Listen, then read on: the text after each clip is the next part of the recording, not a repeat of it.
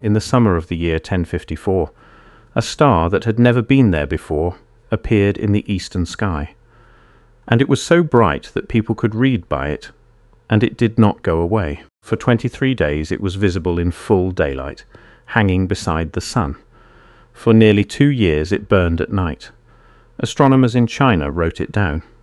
Astronomers in the Arab world wrote it down, and on a canyon wall in the American Southwest, at a site that Pueblo people call Ancestral ground, someone painted a crescent moon, a hand, and a blazing star in the exact configuration the sky would have held on the morning that new star first rose. That star was a supernova. We know precisely what it was because we can still see its wreckage, a cloud of gas we now call the Crab Nebula, expanding outward at the speed you would expect from a star that died on that date. It was, as nearly as any event in history can be, seen by all people at once in every land on the same night. Now hold that in your mind, because 9 centuries later a man sat down in the same desert with the descendants of the people who painted that wall, and they told him about a star, and the whole world decided it was a prophecy about the future. This is the story of what the Hopi actually said, of the man who wrote it down, and of why the version you have been handed is not the version they gave. Let me be honest with you before I go a single step further, because this is a subject where honesty is not optional. Almost everything popularly circulated about Hopi prophecy is unreliable, and a great deal of it is simply invented, attached to the Hopi by outsiders who never asked. I am going to try, for the length of this, to stay on the ground that can actually be checked, and to tell you plainly each time we step off it. And I want to say one more thing at the start, and mean it. The Hopi are not a mystery. They are a living people with a working government, a cultural preservation office, and a long, well-earned reluctance to hand their knowledge to strangers. Nothing in this is meant to pry that knowledge open. If anything, the honest version of this story is an argument for leaving it alone. You can decide by the end that I have made too much of it. I only ask that you follow the real sources in order, because the order is where the meaning is. The man who wrote it down was named Frank Waters. He was a novelist, not an anthropologist, and that single fact is going to matter enormously before we are through. At the end of the 1950s and the start of the 1960s, Waters lived in the Southwest and did a thing that outsiders almost never managed. He was allowed in, working with a Hopi man named Oswald White Bear Fredericks, who interpreted and opened doors that would have stayed shut to a white writer alone. Waters recorded long conversations with some 30 Hopi elders, mostly around the Third Mesa villages, over a span of years. Not a single interview, not a weekend, years. And out of it came a book published in 1963 called The Book of the Hopi, which remains one of the most detailed accounts of Hopi cosmology ever set down by an outsider, and one of the most argued over. Hold on to both halves of that sentence. Most detailed, most argued over. They are the same fact seen from two sides, and the argument between them is the real story. But before we get to the star, we have to settle a prior question, because everything downstream depends on it, and here the ground is solid. Were the ancestors of the Hopi actually capable of serious, sustained astronomy, not seasonal folklore, not decoration, real, precise, generational skywatching? And the answer, documented and peer-reviewed and essentially undisputed, is yes, without qualification. Go to Chaco Canyon, the great houses the Puebloan peoples built, and that Hopi oral tradition names as the work of their own ancestors during the migrations. Those buildings are aligned to the sun and the moon, including the moon's slow 18.5-year cycle, with a precision that no one calibrates by accident. Tracking that lunar cycle alone requires patient observation across a span longer than a single human career, which means it required institutions, trained watchers handing accurate records to the next trained watchers, generation after generation. And on Fajada Butte, in the same canyon, there is a spiral pecked into the rock behind 3 stone slabs, and at noon on the summer solstice a dagger of sunlight falls exactly through its center, and at the equinoxes and the winter solstice, the light marks it in other precise ways. The sun dagger, the geometry works. It was documented, measured, published. This was applied science, sustained across centuries. So when we ask whether a people like this could preserve a specific memory tied to a specific event in the sky, we are not asking whether that is possible. We already know it is. The only question left is what they preserved and what happened to it on the way to us. There is one more piece the popular tellings love, and I want to handle it carefully because it is where the honest version and the sensational version split hardest. Throughout Hopi ceremonial life, the star cluster we call the Pleiades holds a real and well-studied place, tied to timing, to origin, to renewal. That much is documented.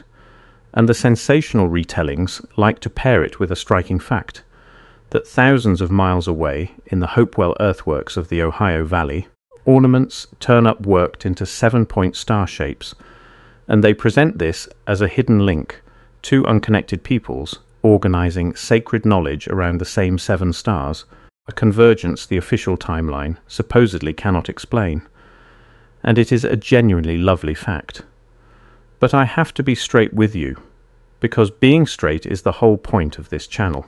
The Pleiades are one of the most visible things in the night sky, anywhere on Earth, which is exactly why culture after culture on every continent independently built meaning around them. Two peoples honouring the same bright cluster is not a buried connection. It is what you would expect. The honest reading does not need the secret link, and reaching for it is precisely the move that got this whole subject dismissed. The real strangeness is not the Pleiades. It is the one star that came without warning, that no culture had built a tradition around in advance, and that every culture had to scramble to record at once. And that is exactly where I have to slow down, because the next part is where the real testimony and the outsider's shaping become almost impossible to pull apart. And you deserve to see the sources for yourself rather than take my summary on faith. So I have put together a full written breakdown of this case. The actual passages from the Book of the Hopi, the peer-reviewed Archaeoastronomy on Chaco and Fajada Butte, the Chinese and Arab records of the 1054 event, the Chaco supernova pictograph, and the Hopi Cultural Preservation Office's own public statements on what may and may not be shared. It is all in one document linked below with the code on your screen. Take a moment and pull it up, because from here I am going to be careful to separate what is recorded from what is guessed, and I want you able to check me. All right, let's continue. Here is what the Book of the Hopi actually describes, and here is where the caution begins. The elders, as water set them down, spoke of a long sequence, a series of stages the world passes through, and of signs that would mark the approach of a great purification and an emergence into a next world. And among the signs in the popular retelling is a blue star, sometimes rendered as a kachina, sakwasoha, that would appear and dance, and whose appearing would mark that the time had come. That is the image the outside world seized on, the blue star. And I have to tell you honestly that the closer you look at the popular blue star prophecy, the murkier its provenance becomes. Some of what circulates under that name was never Hopi at all. Some was written decades later by non-Hopi authors and simply attributed backward. Even within Waters' own book, the difficulty is baked in because Waters was a literary man, rendering translated testimony into flowing English prose, and neither he nor White Bear Fredericks left us a clean line between the elder's words and the writer's shaping. That ambiguity is not a small footnote. It is the whole crack in the foundation, and it is the crack through which, as you will see, the entire subject eventually fell. But set the murk aside for one moment, and look only at the hard centre, the part that does not depend on any disputed passage, because it is genuinely strange. The 1054 supernova happened inside the occupation period of these people's ancestors. It was, in the most literal sense the phrase can carry, seen by all people at once, in every land, on the same night, because a supernova, bright enough to read by, does not respect a border. It was recorded on multiple continents by cultures with no contact with one another. And it appears by the most common reading, painted on a wall in Chaco Canyon, at a site the Hopi count as ancestral. So here is the turn, and it is not the turn the popular story wants. Everyone treats the star the elders spoke of as a forecast, a thing that has not happened yet. A warning aimed at our future. But a people this good at remembering the sky, whose ancestors watched a new star burn for 2 years and painted it on stone, would also be a people capable of remembering. What if the star was never only a prophecy? What if, underneath the layers of retelling, some part of it was a memory, carried forward across 900 years as the most significant thing the sky had ever done? The way you and I would carry forward the memory of the day the world changed. The story stops here being about a prediction of what is coming, and starts being about a record of what already came, and about how badly the outside world wanted it to be the first thing instead of the second. Sit with that before I tell you what happened to the testimony itself, because this is the hinge, and I do not want you past it too fast. We were handed a prophecy about the future, because a prophecy about the future is thrilling and marketable, and flatters us by putting us at the centre of the story. A preserved memory of a real supernova is quieter and truer, and it belongs to the people who preserved it, not to us. And the choice between those two readings was never really made by the Hopi. It was made for them, downstream, by everyone who found their knowledge more useful as a mystery than as a fact. That is the part I most want you to see, laid out against the actual sources, and it is exactly what is in the written breakdown linked below. If you skipped it a moment ago, take 5 seconds and grab it now. Because what happened to Frank Waters's book after 1963 is the real mechanism here, and everything else follows from it. The link is in the description. The code is on your screen, because here is how legitimate testimony gets buried, and it is not what people expect. There was no classified file, no sealed vault, no government agent burning documents in a basement. What happened was quieter, and in the end, far more effective. 2 things fell on the Book of the Hopi at once.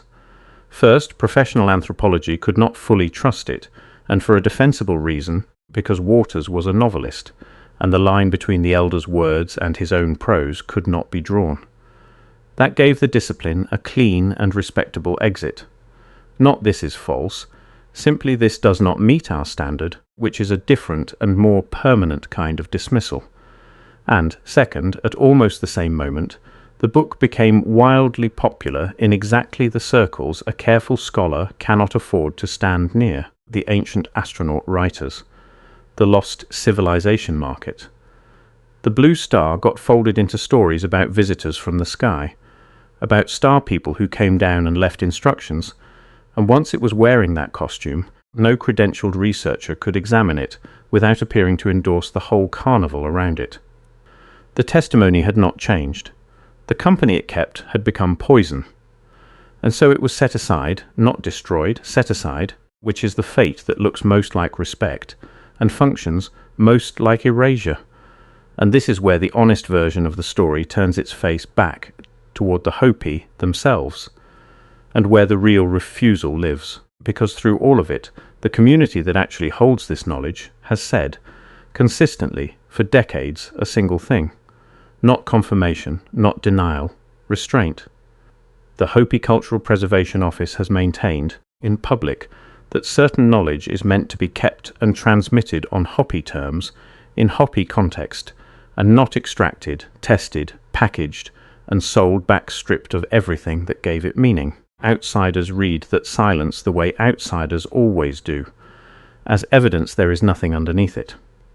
But there is another reading, and it is the one you reach the moment you know the history. This is a people who watched their children carried off to boarding schools built for the express purpose of severing the oral transmission that carries knowledge like this forward, who watched their ceremonies suppressed, and their sacred objects boxed and catalogued as artifacts in museums that had no relationship to their meaning. A people who has seen, again and again, exactly what happens when their knowledge enters the open market. They do not share it casually because they have learned at enormous cost what casual sharing does. The silence is not an absence of content, it is the presence of a wound. And the deepest, most honest thing I can tell you about what the elders meant by the star is that the one group of people who could actually tell you have decided, for reasons they have earned, that you are not owed the answer. That refusal is not a locked door hiding a treasure. It is a people declining to be mined one more time. And I think that is the payoff, and I think it should stay with you, because it is more unsettling than any prophecy. The possibility that the real knowledge is intact and held and simply not ours. Now you will want this to be one strange book and one reluctant tribe, and I understand the pull, but you already know how it rhymes. You know that across this continent, indigenous knowledge has been handled the same way over and over. Extracted by an outsider, shaped into a form the outsider found compelling, distorted by whatever market it fell into, and then dismissed by the very institutions that might have taken it seriously, precisely because it had been distorted. You know that the boarding schools were real, that the object catalogues are real, that the repatriation fights are still being fought right now over remains and sacred items held in institutions that acquired them without consent. And you know how often, for so long. When you go looking for the original voice underneath all of it, you find that the only version that survived in wide circulation is the outsider's version, the one that was allowed to spread because it had been made safe or profitable or strange, while the people who actually held the thing were asking, the whole time, for it to be left alone.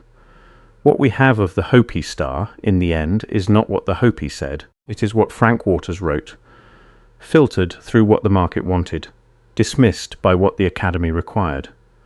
3 layers of outsider between us and the elders, and we have spent 60 years arguing about the outermost one.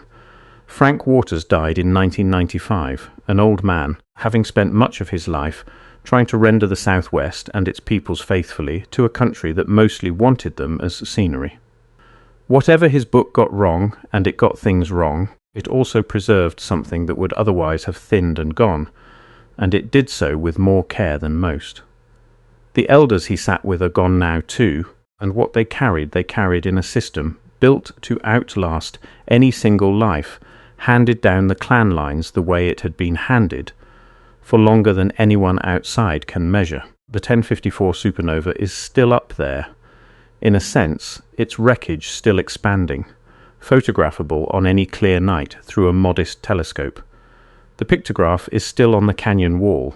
The sun dagger still catches the solstice, though shifting sand has dulled its aim in recent decades, which is its own small parable. And the star the elders spoke of, whatever it truly was, is still held where it has always been held, inside a community that has told us, patiently, more than once, that it is not for sale. So here is the question I will leave you with, and I am turning it on you directly, because that is where it belongs. You have spent this whole time, maybe, waiting for me to tell you what the star really means, whether it is coming or whether it came, whether the star people were visitors or were memory, and the honest answer is that the people who know have decided you do not get to have it, and that they have earned that decision 100 times over. So sit for 1 second with how unfamiliar that feels. The cemetery itself is old.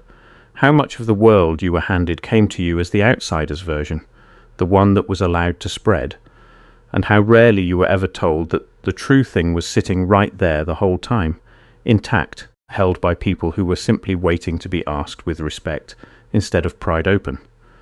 And then ask yourself whether the real mystery was ever in the sky at all, or whether it was in the fact that we have never once been able to leave a thing like this alone.